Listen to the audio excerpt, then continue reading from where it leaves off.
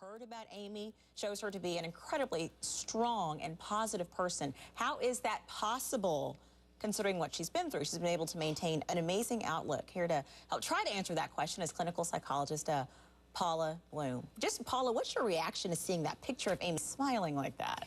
What that reminds me of is that what happens much as how you focus on all the tragedy, and you can focus on, oh, I've been, every day I wake up is a good day.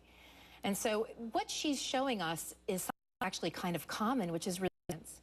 Most people have resilience thing. It's not an extraordinary kind of thing. The ability to roll with what happened. It's okay to have pain, it does that.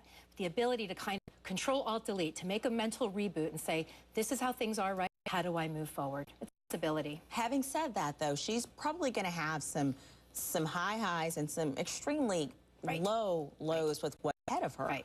The rehab process, I've worked in rehab hospitals, and the rehab process is sort of 3 steps forward, a step back. It's not a sprint, it's a marathon.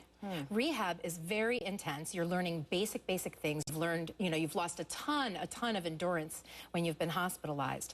Here's the thing. You can have the best physical therapists in the world, the best doctors. What's most important is the patient's approach and their attitude. They are the most important team player on that medical team when it comes to rehab. Let's talk about her family clearly being part of the team as well. I mean, her father has been very open, keeping the public up to date on how she's doing. And it's almost like he's so proud of how she's doing. Yeah, oh my gosh, it's an amazing story. What we know with resilience, too, is that having loving support is good for you. It's good for your immune system. It's good for your body. Clearly, the apple didn't fall far from the tree. It sounds like she's, and that's a good thing to know about resilience is that a lot of it is learned.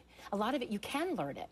So it's really wonderful. Oh, I've been so inspired, and it seems like he's really humbly appreciated all the support and the prayers. And he's giving back. He's taking something that could be so painful and creating meaning out of it by sharing it with all of us. It's a wonderful message. You're saying that this is learned. So are you saying that some of us have this in us and we just don't know it because we haven't been tested the way that Amy has? I believe that everybody has it in them and can learn some of the skills. Fantastic. Absolutely. Well, I feel better now. Paula, good to talk to you. Good to Thank talk to you you so too, much. And we will keep you posted on Amy's recovery as well. Now here's a look at some